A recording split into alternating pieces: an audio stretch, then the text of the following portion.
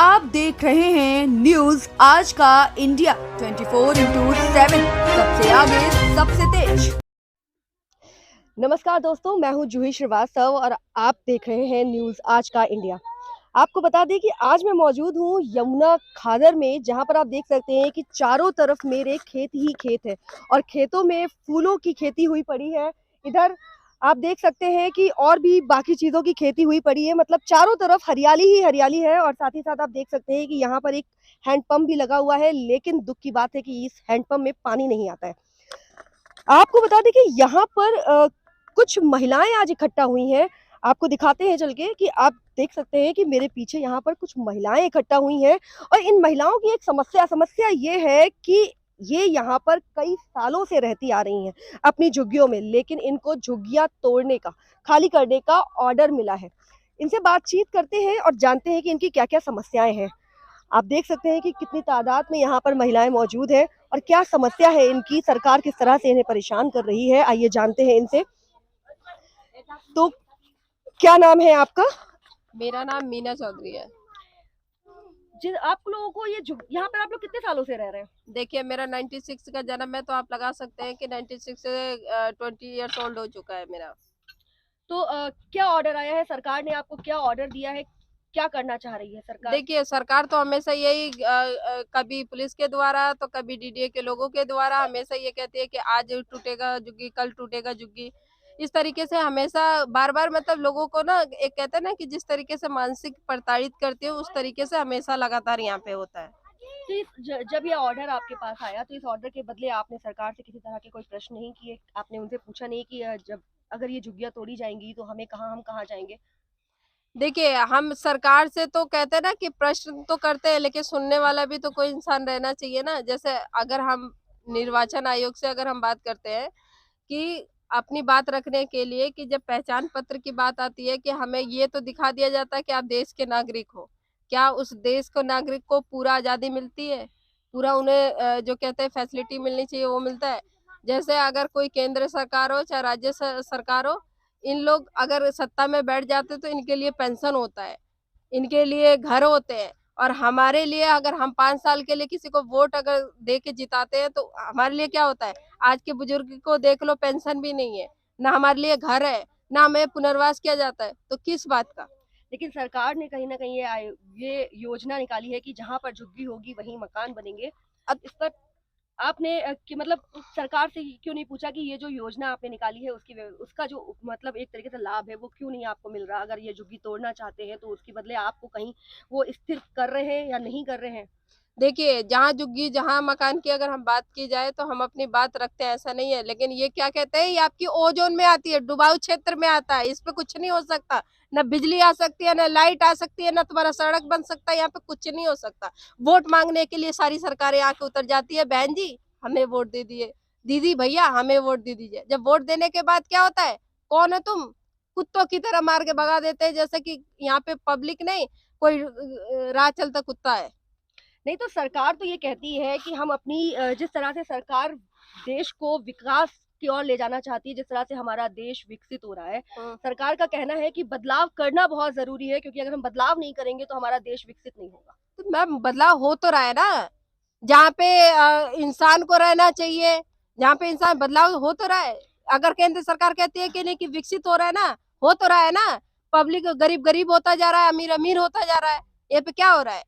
अमीरों की बदलाव कुर्सियां ऐसे थोड़ी ना होगी कि किसी की घर उजाड़ दो, किसी का ये आशियाना उजाड़ दो, उससे बदलाव हो जाएगा। इसके बदले हमें भी कहीं बसाओ कि हमारी भी जिंदगी अच्छे से कटे। हमारा आशियाना उजाड़ने से बदले ये आजाद हो जाएंगे हर चीज। सोचेंगे जब देश बदलाव हो रहा है, हम गरीब के लिए कुछ हो रहा है, मकान दे रहा है, बच्चों को सुविधा दे रहा है, पानी का सुविधा, टॉयलेट का सुविधा, तब हम समझेंगे। ये तो हो ही नहीं रहा है। सरकार तो ये कह रही है ना कि हम देश को विकसित करने के लिए बदलाव कर रहे हैं, और बदलाव के लिए कहीं ना कहीं सभी को कॉम्प्रोमाइज करना पड़ेगा। झुग्गी तोड़ के जल्दी तोड़ो, जल्दी डेरा डंडा उठाओ, भागो। कहाँ भागेगा? न जुग कहाँ के है, नदी है, न जमीन है, न मकान है, कहाँ जगह हम लोग? सरकार से क्या कहेंगी आप, क्या कहना चाहती, क्या कौन से वो सवाल है जो आप सरकार से पूछना चाहती हैं? सरकार से हम ये पूछना चाहते हैं, जो सरकार ने योजना निकाला था जहाँ झुग्गी वहीं मकान, तो वो योजना पे काम क्यों नहीं करी सरकार? आज हमें ऐसे घर से बेघर क्यों करा जा रहा है? उसी पर चल ले सरकार, उसी पे जहाँ झुकी वही मकाम, वही हम लोग को दे दीजिए, तब मुझे बदलाव बदल रहा है सरकार का।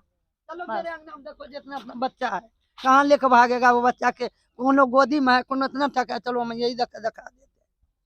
6 साल हमने राशन दिया है, देता है। आज डिलीवरी होता है, कल झुग्गी तोड़ देता है, वो डिलीवरी पेशेंट कहाँ जाएगी? वहाँ क्या कहता है, पेड़ के नीचे बैठना पड़ता है। फिर भी न पैसा एक देता है सरकार। हॉस्पिटल में जाते हैं जो प्रसूति करे, 1 टका नहीं देते, 1 टका नहीं 1 देती है। टका नहीं देते। क्या कहना हम चाहेंगे 3 मीना जी, आप प्रसूति सरकार? किया अपना घर में, 1 पैसा नहीं दिया है, 3 प्रसूति किया है। राशन वासन कुछ नहीं देती है। लेकिन राशन तो बांट रही है सरकार, सभी हाँ को बांट राशन रहे, दे रही हमरा है। के लिए कुछ नहीं बांटते हैं। 4 किलो देगा, वो 4 किलो से हम 14 बच्चा का कैसे खिलवेगा? 4 किलो राशन वो हैं? पर व्यक्ति देती है। 1 महीना में 4 किलो देता है। 1 महीने में 4 किलो राशन मिलता है क्या? वही हम 4 1 महीने किलो में का केवल खिला 4 देगा किलो ही अपना राशन बनाने खाते में हैं। बच्चा का।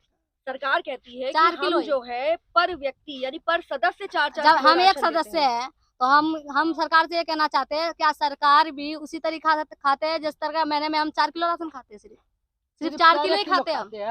4 किलो हम लोग खाते हैं। सिर्फ एक व्यक्ति ही 4 किलो नहीं जी नहीं सकता 4 किलो खा के। 1 महीने में 4 किलो राशन मिलता है, पर एगो के दाना हम लोग खाते एक 4 व्यक्ति में किलो मिलता ना। है ना, एक आदमी पे 4 किलो राशन मिलता है।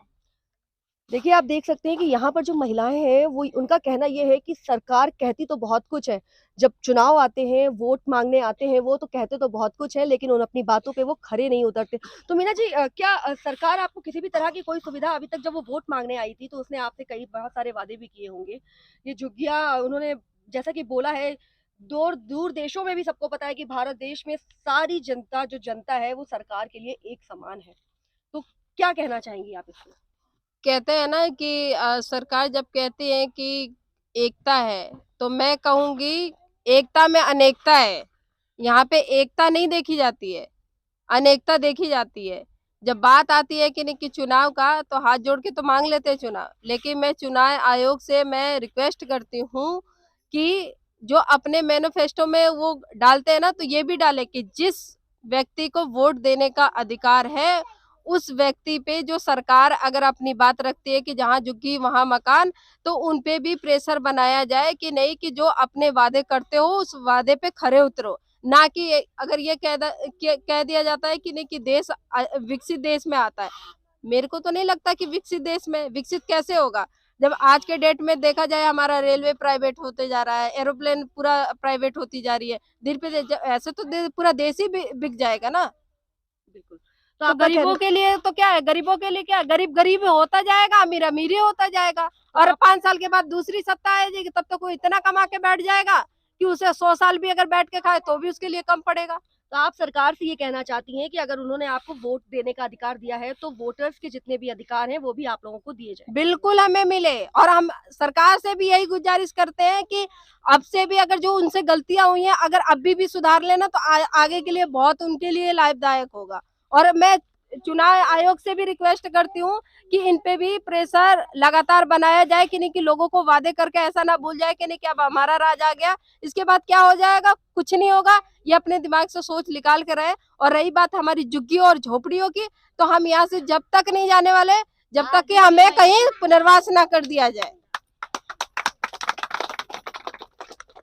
तो दोस्तों, यहाँ पर यमुना खादर की महिलाओं का सबसे बड़ा सवाल यही है कि जब सरकार ने ये बोला है कि जहाँ झुग्गी वहीं मकान, तो आखिर इन झुग्गियों के तोड़ने के ऑर्डर को देने के पहले इनको इनके मकान क्यों नहीं दिए गए? बस वो यही चाहते हैं कि इन झुग्गियों को तोड़ने के पहले उनको और उनके परिवार को रहने की जगह दी जाए। साथ ही साथ सरकार अगर देश का विकास करना चाहती है, देश को एक विकसित देश बनाना चाहती है, तो ये बहुत जरूरी हो जाता है कि अमीरों के साथ साथ गरीबों की भी तरक्की हो, उनका भी एक रहने का, खाने का, सही एजुकेशन का, हर चीज की उनकी व्यवस्था हो, तब जाकर देश जो है वो विकसित हो पाएगा। बाकी जैसा कि अभी महिलाओं ने कहा कि यहाँ से वो तब तक नहीं हटेंगी जब तक उन्हें सरकार रहने की जगह नहीं देती। अब देखने वाली बात ये होगी कि इन महिलाओं की समस्याओं को सुनकर सरकार क्या फैसला लेती है। मैं जूही श्रीवास्तव, वीडियो पर्सन के साथ, यमुना खादर, न्यूज आज का इंडिया। आप देख रहे हैं न्यूज आज का इंडिया 24/7, सबसे आगे सबसे तेज।